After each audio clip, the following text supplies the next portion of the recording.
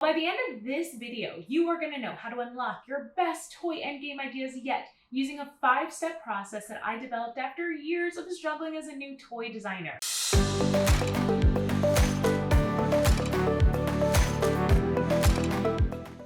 Ever saw a commercial for a toy or game and thought, why didn't I think of that? Well, by the end of this video, you are going to know how to unlock your best toy and game ideas yet using a 5-step process that I developed after years of struggling as a new toy designer. Now, I'm going to share a 5-step process to unlock your great toy ideas and overcome creative block. Stick with me to the end and you'll find out how you can get a free guide to help you on your very first toy trend research trip. Now, first, let me quickly introduce myself. My name is Azhelle Wade, aka the Toy Coach. I'm a toy industry veteran with a decade of experience in development and design, working for companies like Madame Alexander and Toys R Us. I'm an award-winning designer and inventor with 3 patents, and in my background, I've faced creative blocks and had self-doubt, but pushed through, and it led me to an exciting career in the toy industry. Now I help aspiring creators like you make their ideas a real thing. Now, let's get started learning this 5-step process to unlock your great toy ideas. But first, let me know in the comments, have you ever struggled with creative block or self-doubt in your entrepreneurial journey? Share your experience in the comments below, and I can't wait to reply and chat with you a little bit about it. Okay, let's get into it. Step 1 of developing your best toy ideas yet is to go on a research shopping trip. This involves investigating both market trends and your competitors. And to help you with this step, I actually have a free itinerary template and worksheet available on my website. You can find it in the description below. It will guide you through planning a successful research trend trip and help you gather inspiration and identify new opportunities.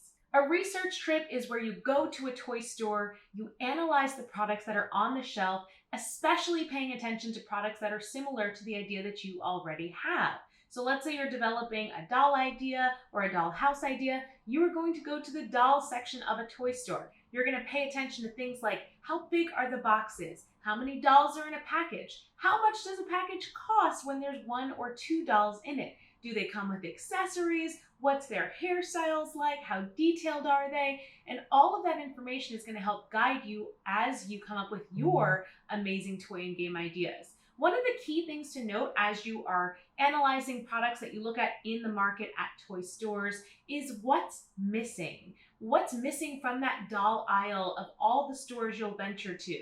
That is going to be key in helping you unlocking the best ideas yet because they haven't yet been done. Now, moving on to step 2 of unlocking your best toy and game ideas yet, it's time for a SWOT analysis. So doing a SWOT analysis is like putting your competitor and yourself in a boxing ring, and then you've got to see who is going to be the heavyweight champion of toy ideas. Now, in this step, you will be evaluating your competitor's strengths, weaknesses, opportunities, and threat. You will use this SWOT analysis to identify those things and compare them against your own strengths, weaknesses, opportunities, and threats. We'll use this insight and comparison to seize new opportunity in the market and brainstorm incredible ideas. You might find that you're strong in one way, your competitor is weak in another, and find inspiration where those 2 things overlap. Step 3 of unlocking your best toy and game ideas is evaluating trends. Trends are huge in the toy industry. People in the toy industry often compare it to the fashion industry. Trends move in, they're hot, product sells thousands, and then trends move out, and we've got to be ahead of the game if we want our toys and games to be successful. So you are actually going to be evaluating trends that you noticed on your research shopping trip. You'll notice trends when things repeat, like maybe you see a lot of butterflies or unicorns or certain play patterns.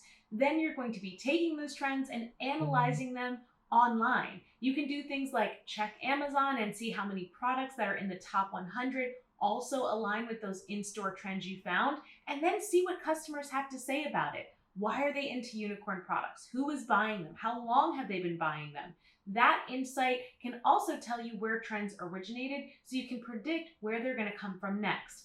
For instance, you may see a consumer say, oh, my daughter just loves unicorns ever since seeing that latest unicorn movie put out by Disney, And then you might say, if Disney has such a great influence on what that kid wants their parents to buy them, maybe I should look at future movies that Disney is releasing so that I can predict what trends will be relevant next year. Now, step 4 is all about self-reflection. What? Reflection?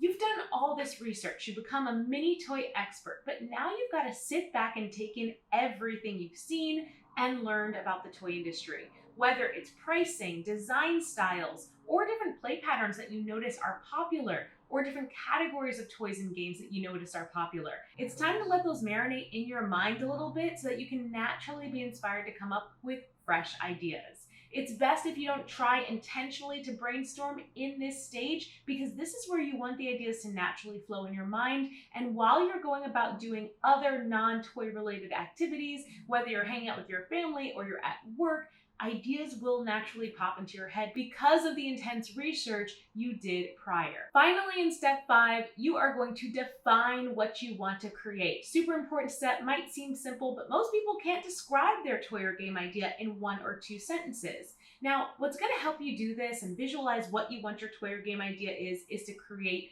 a mood board. What is a mood board? A mood board is where you put together visuals and features of products that inspire your idea. So let's say you did your trend research in store and you saw this really cool doll that you want to emulate maybe the eyes of. And then you saw an action figure that had a cool function that you wanted to add to your doll innovation.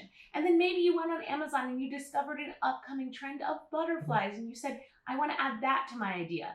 All of those things are going to go in image form on your mood board. Once you fill up this mood board, keep it by your workstation. Wherever you are going to be sketching out these ideas, working on these ideas, you want to see it day in and day out so you can be inspired by the combination of all that inspiration. The magic of pulling all of that inspiration into one visual spot like a mood board is that your brain can start making connections between these different things. They can connect the hair from one doll, the eyes from another, the features from another product. And that's where you'll naturally start brainstorming ways to combine things, leave things out, and be inspired by your end consumer.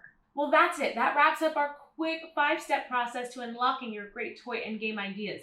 If you like this little preview, but if you want more help walking through these 5 steps in depth, you've got to check out my program, Toy Creators Academy. This program now offers 1 full year of support as you develop your toy or game idea, so you don't want to miss out. Head over to toycreatorsacademy.com or tap the link below in the description of this video. Be sure to like this video and subscribe to my channel if you are interested in learning more about the toy industry. I don't want you to miss a video.